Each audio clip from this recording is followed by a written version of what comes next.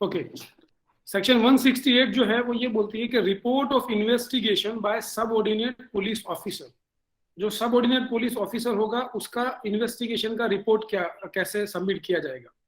When any subordinate police officer has made any investigation under this chapter, he shall report the result of such investigation to the officer in charge of a police station। ठीक है, वो direct magistrate को submit नहीं करेगा, बल्कि वो किसको report करेगा, इन्वेस्टिगेशन का रिपोर्ट देगा, officer in charge of a police station जो भी होगा कंसर्न, उसको सबमिट करेगा। Then section 169 release of accused when evidence deficient. ठीक है, ये बहुत इंपॉर्टेंट सेक्शन है, इसमें क्या समझने की जरूरत है मैं आपको बताऊं। If upon N investigation under this chapter it appears to the officer in charge of a police station that there is not sufficient evidence or reasonable ground of suspicion to justify the forwarding of the accused to the magistrate, such officer shall, if such person is in custody, release him on his executing a bond with or without sureties, as such officer may direct to appear if and when so required before a magistrate empowered to take cognizance of the offence on a police report and to try the accused or commit him for trial। ठीक है, मतलब जब accused को arrest किया जाता है और investigation start होता है, तब जो पुलिस ऑफिसर है उसको उसकी कस्टडी 24 आवर्स तक मिनिमम उसके पास रहती है, और उसके बाद ही उसको मैजिस्ट्रेट को फॉरवर्ड करना होता है। यहाँ पर 24 आवर्स के अंदर उसको लगता है कि ये अक्यूज जो है ये इनोसेंट है और इसने कोई ऑफेंस नहीं किया है, तब वो क्या कर सकता है, तब वो उस अक्यूज को अपनी कस्टडी में से खुद ही बेल पर छोड़ सकता है, लेकिन उसको बॉन्ड लेना होगा विथ और विदाउट श्योरिटीज, और वो जो उसका बॉन्ड का कॉपी है और अपना रिपोर्ट है वो कंसर्न मैजिस्ट्रेट को सबमिट कर देना होगा। यहाँ पर खाली इंपॉर्टेंट आपको याद ये रखना है कि एक बार उसने मैजिस्ट्रेट को उसकी कस्टडी दे दी या फिर उसने रिमांड मांग लिया इन्वेस्टिगेटिंग ऑफिसर ने मैजिस्ट्रेट से, उसके बाद 169 के अंदर ये जो पावर है उसके पास नहीं रहते हैं। वो पावर तब भी एक्सरसाइज करेगा, लेकिन तब किस तरह से करेगा, जब भी ड्यूरिंग इन्वेस्टिगेशन अक्यूज है अभी या तो बेल पर है या तो मैजिस्ट्रेट की कस्टडी में, जुडिशियल कस्टडी में है, या फिर रिमांड पर है, या फिर बेल पर बेल आउट हो गया है, तब वो एक एप्लीकेशन लगाएगा 169 का बिफोर द मैजिस्ट्रेट सेइंग कि इस अक्यूज के अगेंस्ट में कोई भी एविडेंस मिला नहीं है and it seems that there is no evidence against this accused. उसके बाद वो एप्लीकेशन के ऊपर मैजिस्ट्रेट को ऑर्डर करना है कि या इसको फर्दर इन्वेस्टिगेशन में भेजना है या फिर इस आरोपी के पूर्ति जो है इन्वेस्टिगेशन को क्लोज कर देना है। बेल का जो प्रोविजन है वो सिर्फ 24 आवर्स तक ही अवेलेबल है, उसके बाद अवेलेबल नहीं है। उसके बाद उसको मैजिस्ट्रेट के अंदर एप्लीकेशन लगानी है और magistrate will decide whether to accept 169 report और not to accept it. Okay, section 170 है cases to be sent to magistrate when evidence is sufficient. जब उनको लगता है कि उसके अगेंस्ट में एविडेंसेस हैं तब की बात है ये। Subsection 1 says if upon an investigation under this chapter it appears to the officer in charge of the police station that there is sufficient evidence on reasonable ground as aforesaid, such officer shall forward the accused under custody to a magistrate empowered to take cognizance of the offence upon a police report and to try the accused or commit him for trial, or if the offence is bailable and the accused is able to give security, shall take security from him for his appearance before such magistrate on a day fixed and for his attendance from day to day before such magistrate until otherwise directed। ये कब की बात है, इस chapter के अंदर का जो इन्वेस्टिगेशन है उसकी बात है। मतलब कि पहले 24 आवर्स तक मैजिस्ट्रेट के पास पुलिस के पास कस्टडी थी, और 24 आवर्स के बाद जब वो मैजिस्ट्रेट को कस्टडी जब देते हैं, आइदर आप रिमांड मांगोगे तो 167 में जाएगा, या फिर अगर आप बोलते हो कि इसके अगेंस्ट में हमको रिमांड नहीं लेना लेकिन यही वो अक्यूज है जिसने ऑफेंस किया है, तब क्या होगा, रिपोर्ट के साथ उसको मैजिस्ट्रेट के हवाले कर दिया जाएगा, जुडिशियल कस्टडी में उसको भेज दिया जाएगा। अब सबसेक्शन 2 है when the officer in charge of a police station forwards an accused person to a magistrate, take security for his appearance before such magistrate under this section, he shall send to such magistrate any weapon or any other article which it may be necessary to produce before him। अगर आपने accused को arrest किया है 24 hours के अंदर आपके पास आप जो आरोपी के पास से या रिमांड के अंदर आप आरोपी के पास से कोई भी ऑब्जेक्शनेबल चीज मिली है, कोई वेपन मिला है जिससे कि ऑफेंस हुआ है, तो वो सारा जो भी है वेपन कहां पर प्रोड्यूस किया जाएगा, कोई भी आर्टिकल मैजिस्ट्रेट के पास प्रोड्यूस किया जाएगा। And shall require the complainant if any and so many of the persons, मतलब कंप्लेनेंट और विटनेसेस जो पुलिस को लगते हैं, who appears to such officer to be acquainted with the facts and circumstances of the case he may think necessary, अगर उसको लगता है तो ये जरूरी नहीं है, to execute a bond to appear before the magistrate as thereby directed and prosecute or give evidence as the case may be in the matter of the charge against the accused। अगर उसको लगता है कि complainant के पास से या witnesses के पास से अभी हमको बॉन्ड ले लेना चाहिए जिससे कि वो मैजिस्ट्रेट के सामने जब भी डिपोजिशन हो तब प्रेजेंट रहे, तब भी वो इन्वेस्टिगेटिंग ऑफिसर कंप्लेनेंट के पास से जो है बॉन्ड ले सकता है। सबसेक्शन 3 है, if the court of the chief judicial magistrate is mention in the bond, such court shall be held to include any court to which such magistrate may refer the case for inquiry or trial, provided reasonable notice of such reference is given to the complainant or person। ठीक है, अब ये क्या बोल रहा है कि जब आरोपी का बॉन्ड लिया, जब फरियादी का या विटनेसेस के बारे में बात है, आरोपी की बात यहाँ पर नहीं है, विटनेसेस का या कंप्लेनेंट का जब बॉन्ड लिया गया था सब सेक्शन 2 के अंदर, उस टाइम पर जो लिखा गया था मैजिस्ट्रेट का जो डेजिग्नेशन लिखा गया था वो था चीफ जुडिशियल मैजिस्ट्रेट का, लेकिन by any chance chief judicial magistrate ने उस केस को ट्राई नहीं किया, लेकिन अपने सबऑर्डिनेट मैजिस्ट्रेट को दे दिया जो कि चीफ जुडिशियल मैजिस्ट्रेट नहीं है, वो एडिशनल चीफ जुडिशियल मैजिस्ट्रेट है या फिर सिर्फ chief judicial magistrate first class है, chief judicial magistrate first class है, तब भी वो ऐसा माना जाएगा कि वो बॉन्ड उसने चीफ जुडिशियल मैजिस्ट्रेट के नहीं बल्कि उस पर्टिकुलर मैजिस्ट्रेट के सामने एग्जीक्यूट किया था, ऐसा माना जाएगा। लेकिन यहाँ पर सिर्फ ऐसा है, प्रोवाइडेड है कि रीजनेबल नोटिस उस चीज का कि भाई कि आपका केस जो है चीफ जुडिशियल मैजिस्ट्रेट में नहीं चल रहा है बल्कि जुडिशियल मैजिस्ट्रेट फर्स्ट क्लास में चल रहा है, ऐसा उसको नोटिस दिया जाए, वो जरूरी है। सबसेक्शन 4 है, the officer in whose presence the bond is executed shall deliver a copy thereof to one of the persons who executed it and shall then send to the magistrate the original with his report। ठीक है, magistrate ने police ने जब witness के पास से या complainant के पास से जब बॉन्ड लिया उसकी एक कॉपी दी जाएगी कंप्लेनेंट को या विटनेसेस को, और उसका जो ओरिजिनल कॉपी है वो मैजिस्ट्रेट को सबमिट किया जाएगा।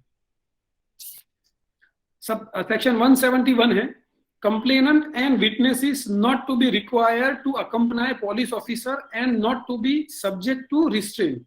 ठीक है, ये सेक्शन जो है वो ये कहती है कि जब भी कंप्लेनेंट या विटनेसेस आएंगे उसको पुलिस एस्कॉर्ट करके उनके घर जाकर के उनको पकड़ के लेकर के या अननेसेसरी रिस्ट्रेन करके नहीं लेके आएगी, लेकिन उनको जो है जब कोर्ट से जो समन्स आता है वो समन्स के हिसाब से वो खुद ही आएंगे।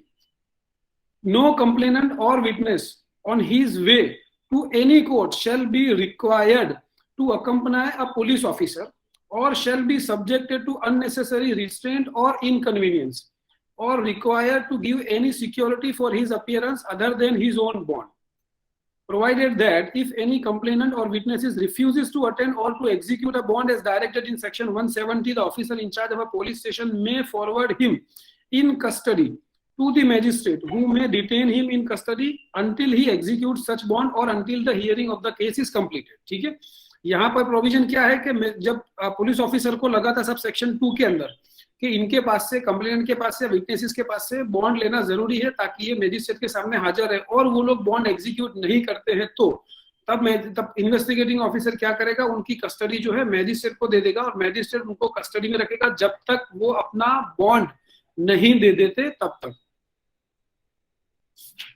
सेक्शन 172 है, diary of proceedings in investigation. तो ये बात है जो इन्वेस्टिगेशन ऑफिसर इन्वेस्टिगेट करता है उसकी डायरी रखता है वो खुद एक, वो डायरी किस तरह से रखी जाएगी उसके बारे में ये पूरा सेक्शन बताया गया है।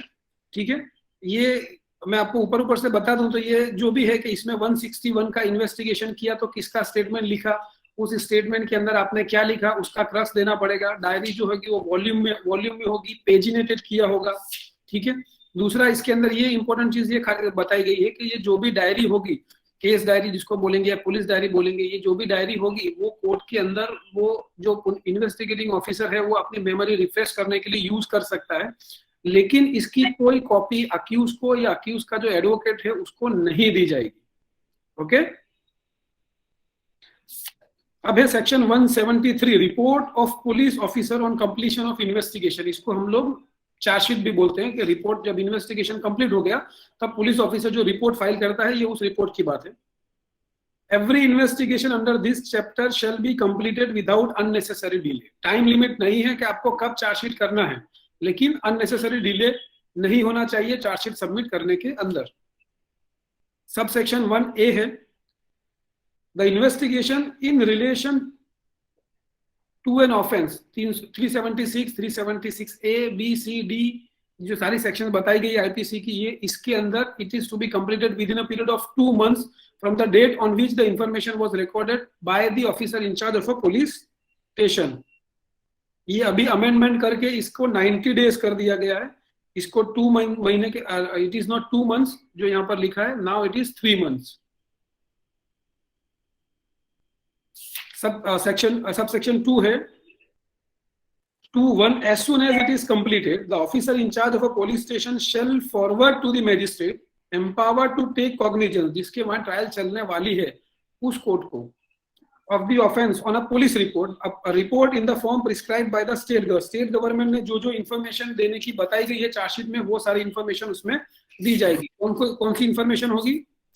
Name of the parties, complainant का नाम होगा, अक्यूज का नाम होगा, नेचर ऑफ इंफॉर्मेशन होगा, name of the person who appears to be acquainted with the circumstances of the case, मतलब जो पंचायत होते हैं वो, इन्वेस्टिगेटिंग ऑफिसर, एफएसएल और जो विटनेसेस होते हैं उन सारे उनके नाम इसके अंदर होंगे।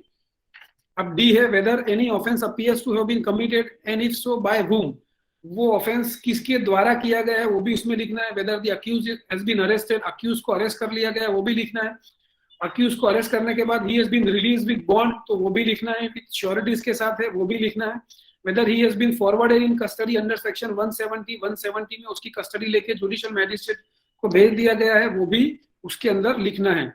अब एच है जो अमेंडमेंट आया है उसके हिसाब से, whether the report of medical examination of the woman has been attached, whether investigation relates to an offence under section 376A, B, C, D, E of the IPC, मतलब अगर रेप का ऑफेंडर है तो जो वुमन है उसका medical examination का report भी उसको साथ में प्रोड्यूस करना है।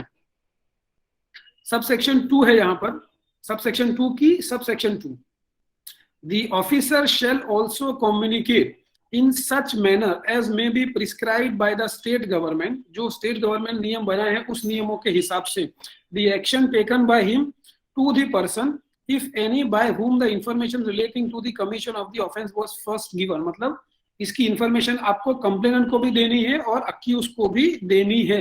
ये जो सेक्शन बताती है ये सिर्फ कंप्लेनेंट की बताती है। Where a superior officer of a police has been appointed under section 158, the report shall in any case in which the state government by general or special order so directs be submitted through that officer।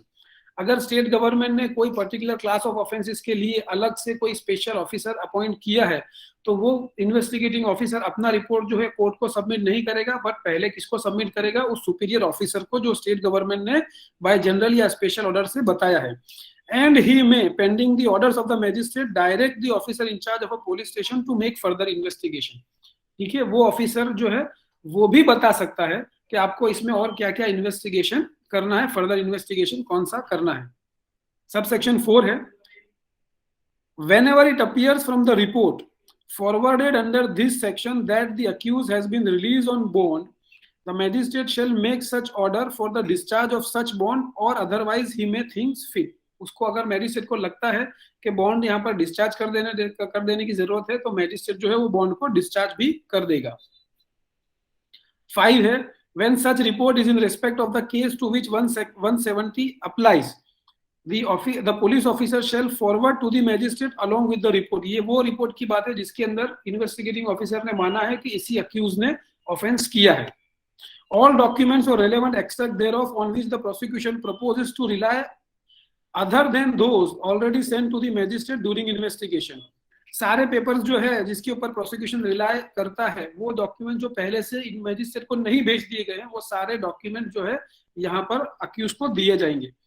the statement recorded under section 161 of all the person whom the prosecution proposes to examine as its witness, जो witnesses है उसके statement भी जो है magistrate को भेज दिए जाएंगे। If the police officer is of the opinion that any part of any such statement is not relevant to the subject matter of proceedings, or that its disclosure to the accused is not essential in the interest of justice and is expedient in the public interest, he shall indicate that part of the statement and append a note requesting the magistrate to exclude that part from the copies to be granted to the accused and stating his reasons for making such request. ठीक है, उसको आगे हमने देखा कि उसको statement सारे दिए जाएंगे, विटनेसेस के नाम होंगे, उसके अंदर सारा कुछ दिया जाएगा। लेकिन अगर यहाँ पर इन्वेस्टिगेटिंग ऑफिसर को लगता है कि in the interest of justice या फिर पब्लिक इंटरेस्ट के अंदर विटनेसेस के नाम जो है डिस्क्लोज करना अक्यूज को, विटनेसेस की आइडेंटिटी डिस्क्लोज करना अक्यूज को, ये सही नहीं होगा, ये सीक्रेट विटनेस की बात है। तब वो क्या करेगा, तब वो मैजिस्ट्रेट को जो चार्जशीट सबमिट करेगा उसमें तो सारा डिटेल होगा, लेकिन वहां पर अपना एक नोट डाल करके भेजेगा कि इसके अंदर जो आरोपी के जो विटनेसेस के नाम है, इनके एड्रेसेस है, उनकी आइडेंटिटी है, वो डिस्क्लोज नहीं की जाए। सब सेक्शन 7 है, where the police officer investigating the case finds it convenient so to do, he may furnish to the accused copy of all or any of the documents referred to in subsection 1। आरोपी को जो है copy सारी investigating officer ने जो भी की हुई है, जो भी रिपोर्ट रजू की है, वो सारे उसको दिए जाएंगे सब्जेक्ट टू सबसेक्शन 5।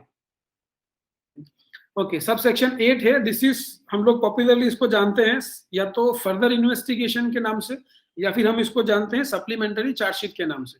ठीक है, तो बेसिकली ये सेक्शन ये बोलती है कि अगर इन्वेस्टिगेटिंग ऑफिसर ने अपना एक रिपोर्ट लगा दिया है और उसके बाद भी उसको लगता है आगे कि भाई कि ये जो रिपोर्ट लगाया है ये गलत था, या फिर उसको ऐसा लगता है कि इसमें एक आरोपी ने ऑफेंस किया था, साथ में दूसरा आरोपी भी इन्वॉल्व है, तो उसके खिलाफ जब भी वो आरोपी अरेस्ट होगा या उस आरोपी के अगेंस्ट में इन्वेस्टिगेशन कंप्लीट होगा तो वो सप्लीमेंट्री चार्जशीट लगाएगा और उसके लिए मैजिस्ट्रेट की परमिशन की जरूरत नहीं होगी। ओके, सेक्शन 174 है, police to inquire and report on suicide etcetera. Suicide के केसेस में क्या इन्वेस्टिगेशन होगा उसके बारे में बताया गया। when the officer in charge of a police station or some other person, some other police officer especially empowered by the state government in that behalf receives information that a person has committed suicide or has been killed by another or by an animal or by machinery or by an accident or has died under circumstances raising a reasonable suspicion that some other person has committed an offense, he shall immediately give intimation thereof to the nearest executive magistrate empowered to hold inquest। ठीक है, यहाँ पर हम लोग जब देखते हैं किसी का ऑफेंस हुआ, 302 हुआ, मर्डर हुआ, वहां पर एफआईआर तो आ गई, लेकिन यहाँ पर ऐसा सर्कमस्टेंसेस है कि सिर्फ बॉडी मिली है, कोई एफआईआर करने वाला नहीं आया, तब क्या होगा, यहाँ पर एनिमल से किसी एनिमल ने किसी व्यक्ति को मार दिया, कोई या फिर किसी मशीनरी की वजह से उसका जो है व्यक्ति की जान चली गई, ये उस तरह के सर्कमस्टेंसेस की बात करता है। तो सबसे पहले उसका क्या किया जाएगा, उसका इंक्वेस्ट किया जाएगा। and unless otherwise directed by any rule prescribed by the state government or by any general or special order of the district or sub-divisional magistrate shall proceed to the place, वहां पर जाएंगे, where the body of such deceased person is, and there in the presence of 2 or more respectable inhabitants of the neighborhood shall make investigation। अभी यहाँ पर FIR नहीं हुई है लेकिन फिर भी इन्वेस्टिगेशन स्टार्ट हो गया। क्यों? क्योंकि यहाँ पर 174 के अंदर स्पेशल पावर पुलिस को दिए गए हैं। and draw up the report of the apparent cause of death, describing such wounds, fracture, bruises, or other marks of injury as may be found on the body, and stating in what manner or by what weapon or instrument, if any, such marks appears to have been inflicted। वो अपना report बनाएंगे कि किस तरह से कौन से injury उसको की गई है, कौन सी उसकी बॉडी के ऊपर मार्क है, और वो जो इंजरी है वो कौन से वेपन से हो सकती है, उस तरह का पूरा रिपोर्ट तैयार किया जाएगा। और वहां पर 2 पंचायत जो वहां के लोकल लोग हैं उनकी प्रेजेंस में किया जाएगा। अब सब सेक्शन 2 है, the report shall be signed by such police officer and other persons और by so many of them as concur therein, and shall be forwarded to the district magistrate और sub divisional magistrate. ठीक है, वो जो report होगा उसको police officer और 2 लोग मिलके या 2 से ज्यादा लोग जो है मिलके साइन करेंगे, और उसके बाद उसकी कॉपी किसको भेज दी जाएगी, डिस्ट्रिक्ट मैजिस्ट्रेट या सब डिविजनल मैजिस्ट्रेट को। व्हेन, अब यहाँ पर आता है Subsection 3, when the case involves suicide by a woman within 7 years of her marriage. किसी लेडी ने सुसाइड किया है अपने और मैं उसके मैरिज को 7 साल से कम का समय हुआ है. The case relates to the death of a woman within 7 years of her marriage in any circumstance reasonable suspicion that some other person committed an offense in relation to such woman. Third है, the case relates to death of a woman within 7 years of her marriage and any relative of a woman has made a request in his behalf. There is any doubt regarding the cause of death. The police officer for any other reason considers it expedient so to do. ये सारे जो 5 cases है वो 5 cases में क्या होगा वो यहाँ पर बताया गया है. He shall मतलब police officer subject to such rules as the state government may prescribe in this behalf forward the body with a view to its being examined to the nearest civil surgeon or other qualified medical man appointed in this behalf by the state government if the state of the weather and the distance admit of its being so forwarded without risk of such putrefaction on the road as would render such examination useless. ठीक है, उसको medical examination किया जाएगा. Medical examination के लिए civil surgeon के पास भेज दिया जाएगा और उस बॉडी का इतना केयर किया जाएगा कि वहां ले जाने में जो होता है और जो समय बीतता है या फिर जो वेदर है उसकी कंडीशन वहां से कितनी दूरी है वो सारी कंडीशन को ध्यान में रखते हुए ये काम किया जाएगा जिससे कि बॉडी को कम से कम नुकसान हो और जो एविडेंसेस है वो टेम्पर ना हो जाए, मिट नहीं जाए. सबसेक्शन 4 है, the following magistrate are empowered to hold inquest, namely district magistrate, sub-divisional magistrate and any other executive magistrate specially empowered in this behalf by the state government or the district magistrate. ठीक है, कौन कौन inquest करेगा? District magistrate जो collector है वो या sub divisional magistrate तो करेगा, लेकिन अगर एग्जीक्यूटिव मैजिस्ट्रेट ने कोई रूल्स बना करके या डिस्ट्रिक्ट मैजिस्ट्रेट ने रूल्स बना करके पावर किसी एग्जीक्यूटिव मैजिस्ट्रेट को दिए हैं तो वो भी इंक्वायर करेगा, इंक्वेस्ट करेगा.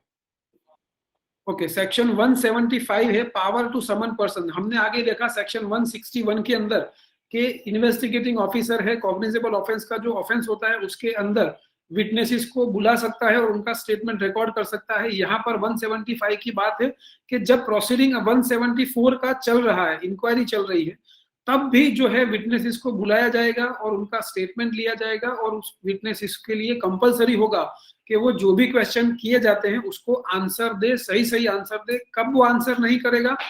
जब उसको ऐसा टेंडेंसी हो, ऐसा भय हो कि वो खुद उसमें ऑफेंस बन सकता, ऑफेंडर बन सकता है या उसको पेनल्टी आ सकती है या कोई फॉरफीचर का ऑर्डर उसके अगेंस्ट में किया जा सकता है.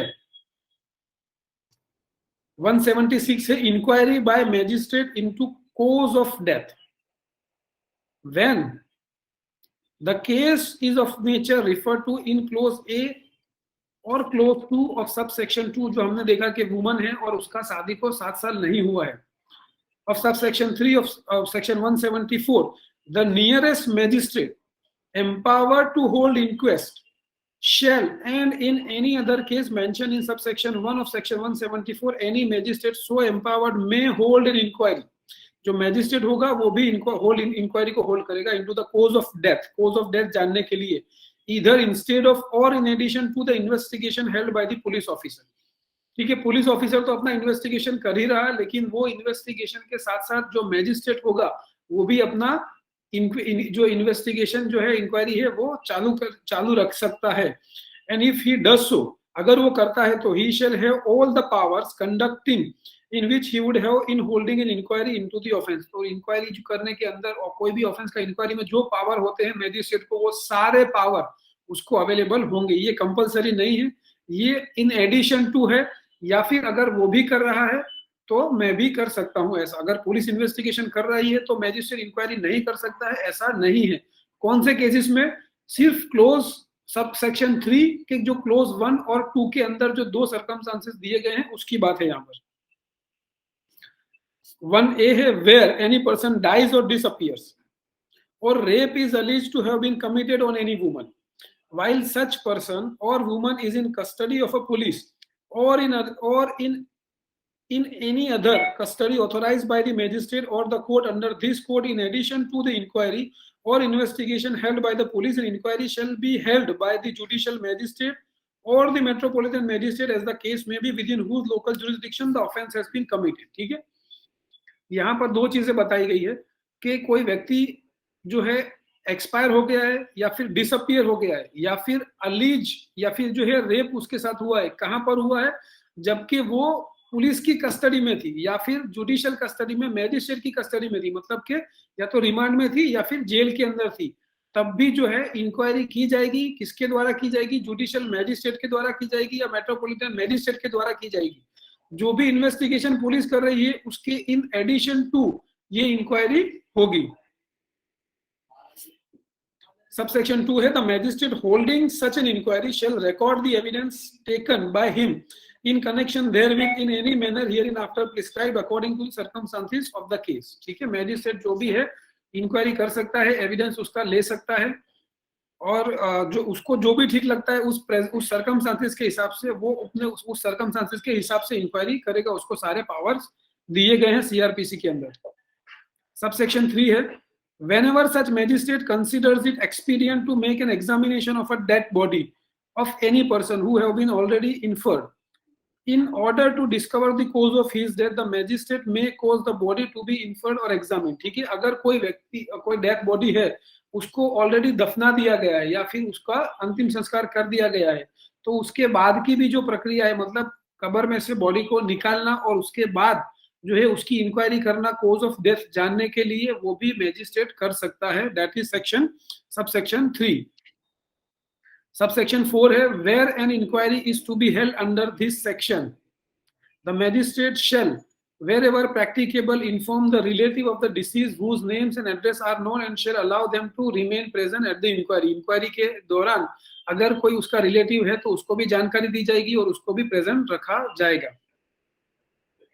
सबसेक्शन 5 है, the judicial magistrate or the metropolitan magistrate or executive magistrate or police officer holding an inquiry or investigation as the case may be under subsection 1A shall within 24 hours of the death of the person forward the body with a view to its being examined to the nearest civil surgeon or other qualified medical practitioner। ठीक है, अगर कोई व्यक्ति ऐसा है जिसका judicial custody में death हो गया है या फिर उसका रेप हुआ है जुडिशियल कस्टडी में या पुलिस कस्टडी में या फिर और वो उसका डेथ हो गया है, तो वो उसकी बॉडी को जो है विदिन 24 आवर्स सिविल सर्जन के पास से एग्जामिन किया जाएगा। किसके द्वारा? बाय जुडिशियल मैजिस्ट्रेट या फिर मेट्रोपॉलिटन मैजिस्ट्रेट के द्वारा। अब यहाँ पर एक एक्सप्लेनेशन दिया गया है। In this section expression relative means parents, children, brother, sisters and spouse. अब यहाँ पर से नया चैप्टर शुरू होता है, वो है चैप्टर 13। बताता है वो jurisdiction of the criminal court in inquiries and trial. जो है जो क्रिमिनल कोर्ट है उनका जुरिस्डिक्शन कैसा रहेगा इंक्वायरी और ट्रायल चलाने के बारे में वो यहाँ पर बताया गया। सेक्शन 177 है, ordinary place of inquiry and trial. जो ऑर्डिनरी प्लेस है, सामान्य रीत से कौन सी कहाँ पर इंक्वायरी होगी और कहाँ पर ट्रायल चलेगा। Every offence shall ordinarily be inquired into and tried by a court within whose local jurisdiction it was committed. जहां पर भी वो ऑफेंस को कमिट किया गया है उस लोकल जुरिस्डिक्शन के अंदर उसका इंक्वायरी भी होगा, इन्वेस्टिगेशन भी होगा और ट्रायल भी होगा। सेक्शन 178 है, प्लेस ऑफ इंक्वायरी और trial. When it is uncertain in which of several local areas of an offence was committed. जहां पर अनसर्टेनिटी है कि किस लोकल एरिया के अंदर वो पूरा ऑफेंस हुआ है, तब कौन से सर्कमस्टांसेस में ट्रायल कहां पर चलेगी वो इसमें बताया गया है। बी है, where an offense is committed partly in one local area and partly in another area। एक जगह से उसका उस व्यक्ति का अपहरण हुआ और उसको दूसरे एरिया में ले जाया गया, वहां से तीसरे एरिया में ले जाया गया और वो व्यक्ति का पुलिस ने रिकवर किया उस व्यक्ति को किसी चौथे एरिया में से। ठीक है, तो ये अलग अलग ऑफेंस हुआ अलग अलग एरिया के अंदर। सी है, where an offense is continuing one and continues to be committed in more local areas than one। ठीक है, कंटिन्यू है और एक से ज्यादा एरिया की लिमिट जो है वो टच करता है। Where it consist of several acts done in different local areas. काफी सारे जो बनाव बने हैं लेकिन डिफरेंट एरियाज के अंदर बने हैं, तो क्या होगा? It may be inquired into और tried by a court having jurisdiction of any of such local area. ठीक है, मतलब उस सारे जगह में जहां जहां पर भी ऑफेंस छोटा छोटा पार्ट में हुआ, तो कोई भी एक एरिया का जुरिस्डिक्शन है, किसी भी एरिया के अंदर, किसी भी लोकल मैजिस्ट्रेट के अंदर उसका इंक्वायरी और ट्रायल हो सकता है। सेक्शन 179 है offence triable where act is done और कॉन्सिक्वेंसेस एंश्योर। मतलब एक जगह पर ऑफेंस हुआ लेकिन उसका कॉन्सिक्वेंसेस जो है वो किसी और जगह पर हुआ। मतलब आप किसी ऑफेंडर है, उसने एक व्यक्ति को चाकू से मारा, लेकिन वो व्यक्ति फिर उसके बाद कहीं और उसका मेडिकल ट्रीटमेंट हुआ, वहां से उसको किसी और बड़े सिटी में लेके जाया गया और वहां पर वो व्यक्ति का जो है एक्सपायर हो गया। ठीक है, तो अब वहां पर तो उसका ट्रायल कहां पर चलेगा? जहां पर उसको चाकू मारा गया वहां पर, या फिर जो व्यक्ति को वहां पर ले जाया गया जहां पर वो एक्सपायर हो गया वहां पर। When an act is an offense by reason of anything which has been done and of a consequence which has ensured, उसका consequences हुआ, the offense may be inquired into or tried by the court within whose local jurisdiction such thing has been done or such consequences has ensured। ठीक है, जहां पर offence हुआ वहां पर भी, या फिर उसका कॉन्सिक्वेंसेस क्या था वो पता चला वहां पर, दोनों जगह में से किसी भी एक जगह पर ट्रायल चल सकता है। सेक्शन 180 है place of trial where act is an offence by reason of relation to other offence. एक ऑफेंस हुआ, उसके रिलेशन में दूसरा ऑफेंस होता है। When an act is an offense by reason of its relation to any other act which is also an offense or which would be an offense if the doer were capable of committing an offense the first mentioned, the offense may be inquired into or tried by a court within whose local jurisdiction either act was done। ठीक है, ये आगे section 181 में ज्यादा clear हो जाएगा, मैं आपको बता दूं ऊपर से कैसा है। कि सपोज एक चोरी की किसी व्यक्ति ने, वो की एक पर्टिकुलर पुलिस स्टेशन के अंदर, एक कोर्ट के जुरिस्डिक्शन के अंदर, उसके बाद उसने माल ले जाकर के बेचा।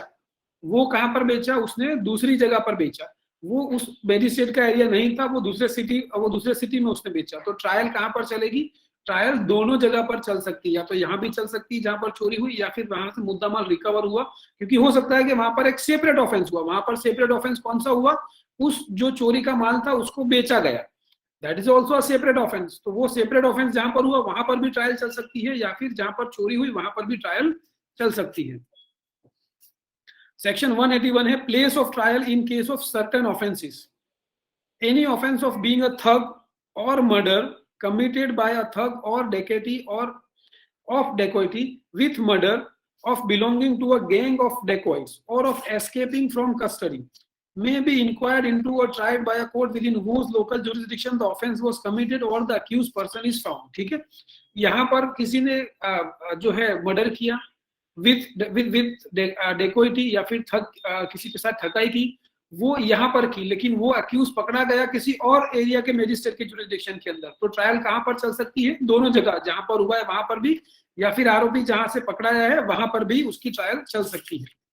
सब सेक्शन 2 है एनी ऑफेंस ऑफ किडनैपिंग और abduction of a person may be inquired into और tried by a court within whose local jurisdiction the person was kidnapped or abducted or was conveyed or concealed or detained। ठीक है, मतलब यहां से व्यक्ति को अपहरण किया गया, व्यक्ति को उठा करके किसी और जगह पर ले जाया गया। अब ले जाया गया तब वो दौरान भी 3-4 मैजिस्ट्रियल एरिया आ गए, या फिर वो व्यक्ति को जहां पर छुपा के रखा गया था या फिर डिटेन करके रखा गया था वो व्यक्ति वहां से मिला। तो इन सभी जगह के ऊपर से कोई भी एक जो है जुरिस्डिक्शनल एरिया के अंदर ट्रायल चल सकती है। सबसेक्शन 3 है any offence of theft, extortion और robbery may be inquired into or tried by a court within whose local jurisdiction the offense was committed।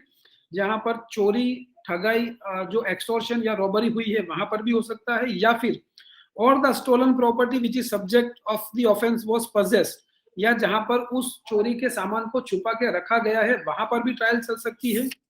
Bye any person committing it और by any person who receives, या चोरी का माल जहां पर बेचा गया है, जहां से रिकवर हुआ है वहां पर भी वो ट्रायल चल सकती है।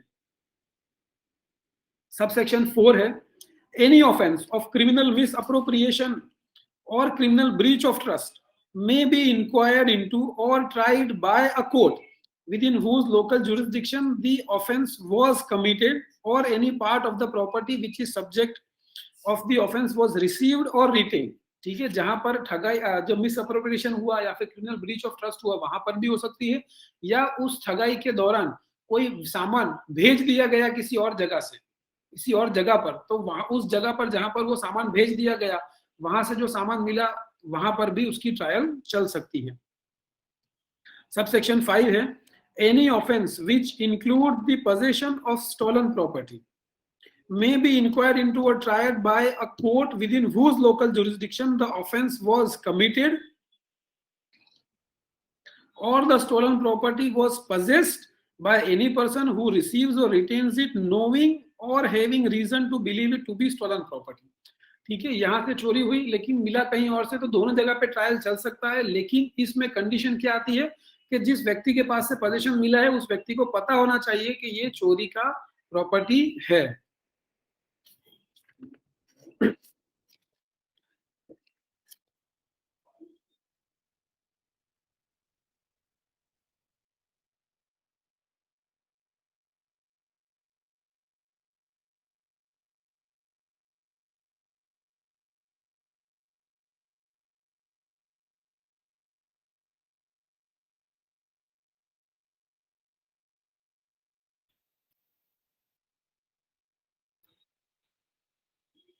ओके, अब सेक्शन आता है 182 ऑफेंसेस कमिटेड बाय लेटर्स। किसी ने लेटर भेज करके कम्युनिकेशन करके जो है ऑफेंस किया है तब उसका ट्रायल कहां पर चलेगा, ये वो सेक्शन बताती है। सब सेक्शन 1 है any offence which includes cheating may if the deception is practiced by means of letters or telecommunication message be inquired into or tried by any court within whose local jurisdiction such letters or messages were sent or received। किसी ने cheating किया है कोई letter भेज करके या फिर कोई कम्युनिकेशन के थ्रू मैसेज भेज के किया है, तो कहां पर ट्रायल चलेगा, जहां से भेजा गया है वहां पर या फिर जहां पर वो मैसेज रिसीव हुआ है वहां पर। And any offense of cheating and dishonestly inducing delivery of property may be inquired into or tried by a court within whose local jurisdiction the property was delivered by the person deceived or was received by the accused person। ठीक है, मतलब कहां पर होगी, जहां पर से deliver property हुआ है वहां पर भी हो सकती है, या फिर वो जो प्रॉपर्टी यहां से ए प्लेस से डिलीवर होकर के बी प्लेस पर पहुंचा तो बी प्लेस से उसको रिसीव किया गया आरोपी द्वारा, तो वहां पर भी उसका ट्रायल चल सकता है। सब सेक्शन 2 है any offence punishable under section 494 और 495 of the IPC may be inquired into और tried by a court within whose local jurisdiction the offense was committed or the offender last resided with his or her spouse by the first marriage or by the wife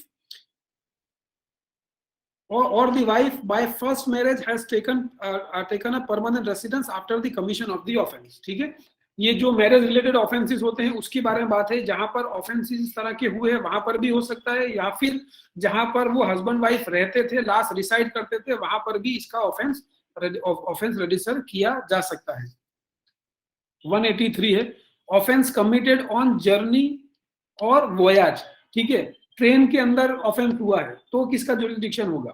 ठीक है, when an offence is committed whilst the person by or against whom or the thing in respect of which the offense is committed is in the course of performing a journey or voyage, the offense may be inquired into or tried by a court through or into whose local jurisdiction that person or thing passed in the course of that journey or voyage। ठीक है, वो जो जितने magistrate area से गुजरेगा, बराबर है, वो सारी जगह पर भी वो सारी जगहों पर मैजिस्ट्रेट को लोकल जुरिसडिक्शन होगा ट्राई करने का। 184 place of trial for offence tribal together. ये जो सेक्शन बताती है कि कितने कितने ऑफेंसेस की ट्रायल साथ में चलेगी। ये जो सेक्शन से 200 सेक्शन 219, 220 और 221 वो आगे आएगी, मैं आपको बताता हूं उसका इसमें कैसे उपयोग होगा। पहला जो ए है वेयर, ये बताता है एक व्यक्ति के सामने जो ट्रायल चलेगी अलग अलग उसके बारे में। The offence committed by any person are such that he may be charged with and tried at one trial for each such offense by virtue of the provisions of 219, 220 और 221, 220 ये जो 3 सेक्शन दी गई है, वो 3 सेक्शंस के अंदर जो qualifications दी गई है, जो रिक्वायरमेंट दी गई है, वो सारी रिक्वायरमेंट पूरी होती है तो ये एक व्यक्ति के सामने एक से ज्यादा ऑफेंस हो तो वो सारे ट्रायल एक साथ चल सकती है। बी है, ये ग्रुप ऑफ पर्संस के बारे में बताता है। एनी ऑफेंस और offence is committed by several persons are such that they may be charged with and tried together by virtue of the provisions of section 223. The offences may be inquired into or tried by any court competent to inquire into or try any of the offences. ठीक है, एक व्यक्ति है जिसने एक offence किया a particular magisterial area के अंदर, दूसरा ऑफेंस किया दूसरे के अंदर, तीसरा ऑफेंस किया तीसरे के अंदर, चौथा किया चौथे के अंदर। तो अगर वो सेक्शंस, ये जो सेक्शन 219, 20 और 21 और 23 की रिक्वायरमेंट पूरी होती है, तब ये 4 में से किसी भी एक जुडिशियल मैजिस्ट्रेट के पास उसकी इंक्वायरी या ट्रायल चल सकती है। सेक्शन 185 है power to order cases to be tried in different sessions division. ये बेसिकली स्टेट गवर्नमेंट के पावर है। Notwithstanding anything contained in the preceding provisions of this chapter, आगे की जो sections में कुछ भी कहा गया हो, लेकिन state government may direct that any cases or class of cases committed for trial in any district may be tried in any sessions division। ठीक है, स्टेट गवर्नमेंट बोल सकती है कि आगे की सेक्शंस में कुछ भी लिखा हो, लेकिन स्टेट गवर्नमेंट ने नियम बनाया है कि उसका जो है पर्टिकुलर सेशंस डिवीजन में ही उसका ट्रायल चलेगा, तो वो इस तरह से चल सकता है। मैं आपको एक एग्जांपल दूं तो पीएमएलए जो एक्ट होते हैं, जो स्पेशल्स एक्ट होते हैं, वो अगर ऑफेंस कहीं पर भी हुआ हो, जैसे कि उन्होंने अपने गुजरात के अंदर कोर्ट बना दी गई है, एक सूरत के अंदर, एक बड़ौदा के अंदर, एक अहमदाबाद के अंदर और एक राजकोट के अंदर, तो ऑफेंस कहीं पर भी हुआ हो, भले कच्छ में हुआ हो, ठीक है, लेकिन अगर उसका जो डिवीजन बना दिया गया है राजकोट, तो उसका ट्रायल राजकोट के अंदर ही चलेगा, क्योंकि वो स्पेशल एक्ट है। क्योंकि उस तरह के केसेस चलाने के लिए स्पेशल जज को अपॉइंट किया जाता है, और वो सारे अलग अलग डिस्ट्रिक्ट में वो जजेस, वो केसेस इतने कम होते हैं कि उस पर्टिकुलर केस के लिए हर एक जज को अलग डिवीजन में रखना वो जो है सही नहीं होता है, केसेस कम होता है, इस वजह से इसके लिए डिवीजन बना दिया जाता है और वो डिवीजन में केस उसका चलता है। Provided that such direction is not repugnant to any direction previously issued by the High Court or the Supreme Court under the Constitution or under this court or any other law for the time being in force। लेकिन वो जो state government rule बनाएगी, वो rules जो है high court या supreme court में पहले जो गाइडलाइन बना दी गई है, उस गाइडलाइन से विरुद्ध के, उससे अगेंस्ट में जाए, ऐसे गाइडलाइन स्टेट गवर्नमेंट नहीं बना सकती ट्रायल चलाने के लिए। 186 high court to decide in case of doubt district where inquiry और ट्रायल शेल टेक प्लेस। अगर कोई डाउट है तो वो हाई कोर्ट डिसाइड करेगी कि केस कहां पर चलेगा। Where 2 or more courts have taken cognizance of the same offense and a question arises as to which of them ought to inquire into or try that offense, the question shall be decided। ठीक है, अगर दो अलग अलग court ने cognizance ले लिया है, एक व्यक्ति ने एफआईआर करी इस सिटी के अंदर, दूसरे व्यक्ति ने क्रॉस एफआईआर करी वो दूसरी सिटी में करी, ठीक है, तो अब दोनों केस चलेंगे, तो हाई कोर्ट डिसाइड करेगी कि वो केस या तो इस सिटी में चलेगा या उस सिटी के पास, उस सिटी के मैजिस्ट्रेट के पास चलेगा। वो हाई कोर्ट कैसे डिसाइड करेगा? If the courts are subordinate to the same high court by that high court. कौन सी हाई कोर्ट करेगी? अगर वो दोनों एक ही हाई कोर्ट के अंदर वो दोनों अलग अलग मैजिस्ट्रेट एरिया आते हैं, तो हाई कोर्ट डिसाइड करेगी कि कौन से मैजिस्ट्रेट के पास वो चलेगा।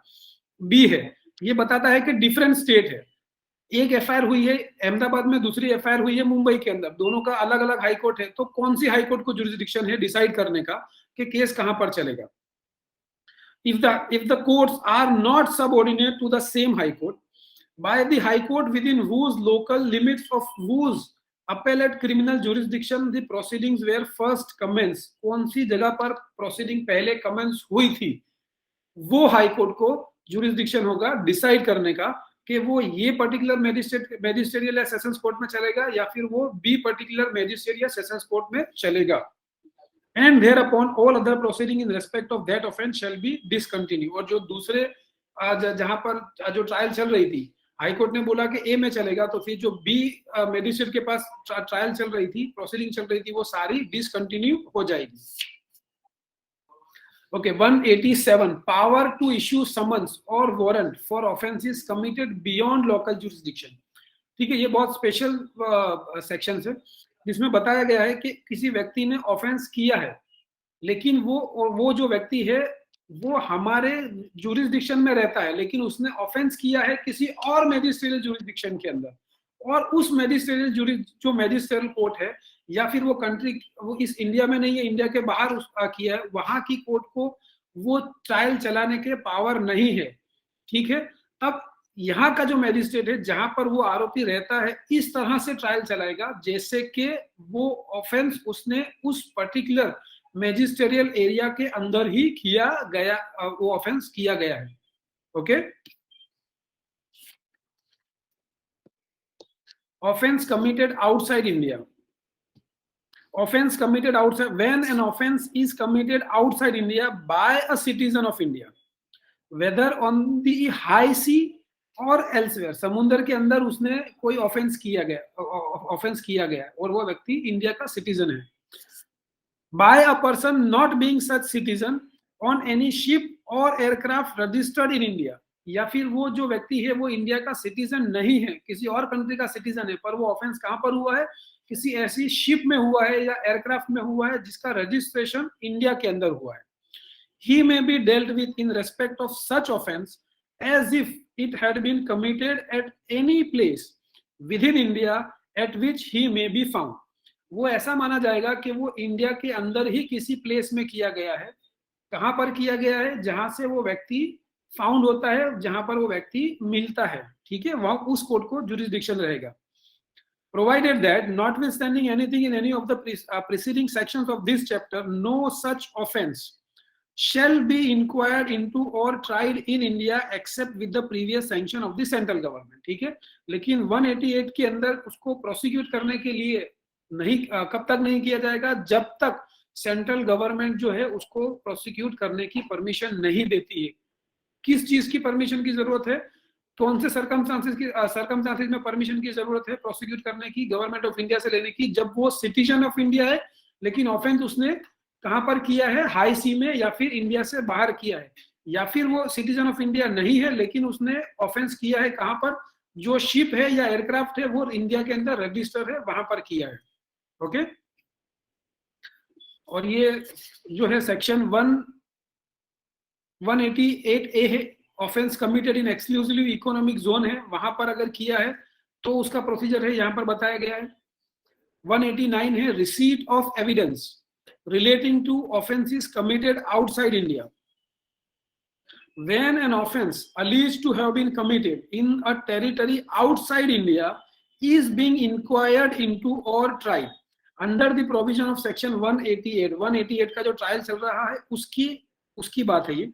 The central government may, if it thinks fit, direct that copies of depositions made or exhibits produced before a judicial officer in or for that territory or before a diplomatic or consular representative of India in or for that territory shall be received as evidence by the court holding such inquiry or trial in any case in which such court might issue a commission for taking evidence as to the matters to which such deposition or exhibits relate. ठीक है, यहाँ पर बात है 188 के अंदर जो offences होते हैं उसको ट्रायल करने की बात है. उसको ट्रायल करने के अंदर वहां पर डिपोजिशन अगर दिया गया है किसी विटनेस ने, किसके पास, कॉन्सुलर रिप्रेजेंटेटिव ऑफ इंडिया है जो डिप्लोमेटिक है उसके पास, या फिर वहां की कोई कोर्ट के पास जो फॉरेन की कोर्ट है वहां पर डिपोजिशन दिया गया है, उसको भी यहाँ पर एविडेंस के अंदर, ट्रायल के अंदर वो एडमिसिबल